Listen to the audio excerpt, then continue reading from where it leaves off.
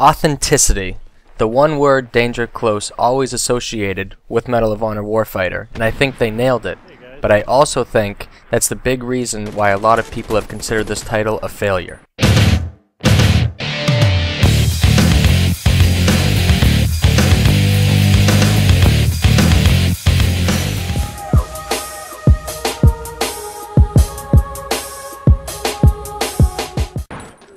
What's up guys, it's Markin, and I'm bringing you some Warfighter footage. We're playing Hotspot on some map that I don't know the name of, because quite frankly, I have not been playing this game all that much.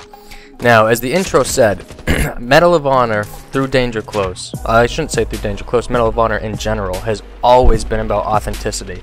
Their very first games that they came out with were trying to be so authentic, and I think Steven Spielberg was even the one that first directed these games, and he was all about authenticity and being real life, just duplicates as much as they possibly could. And I think Warfighter has really made the push to that, and I think that it's very authentic, and I think they did a very, very good job at it. They've tried so many things to bring in certain people to get specific, information about this title, about how SEALs really work, how GROM really works, how all of these branches of the military from all different countries actually work. And they go above and beyond any other game maker in terms of trying to get that authentic feel, and that was one of the main things that they were pushing during the entire development process of this game. And I think they did a damn good job of it. I mean, if you look at the guns, they have so many manufacturers that are with them right now on this game. You have Macmillan, you have H&K, you have actual gun manufacturers that have partnered with Danger Close, have partnered with Medal of Honor to make this game as absolutely polished and realistic as they could. So you don't have these generic guns, you have specific weapons from specific manufacturers. Now you also, when you look at the guns, you see, you have an H&K 416, but then you look on the Assaulter class and there's 3 different variations of the exact same weapon.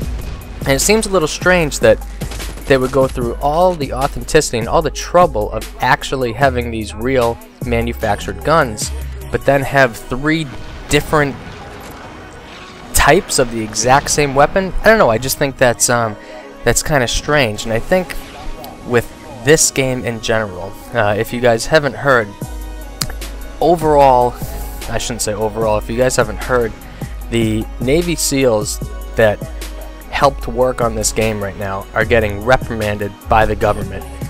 They got letters of reprimand. They also got, I think, half their pay for 6 months. They're getting a 50% pay cut for 6 months because they were giving out, I guess, secrets, you could put in quotation marks, that the United States government, as a SEAL, you are sworn to secrecy, and giving out these little tips and tricks that they gave to Medal of Honor has, quote-unquote, affected the government, and they're not happy with it, so they're reprimanding these SEALs.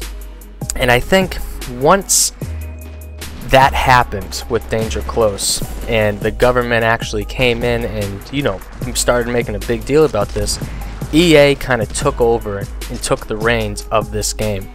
They didn't want all of these issues popping up. With Medal of Honor 2010, there was a really big issue with the United States fighting the Taliban. In the multiplayer mode, you had one team was the United States, one team was the Taliban, because that's who the United States is fighting right now. They're fighting the Taliban. They're not fighting the Russians. They're not fighting the Chinese like in Battlefield.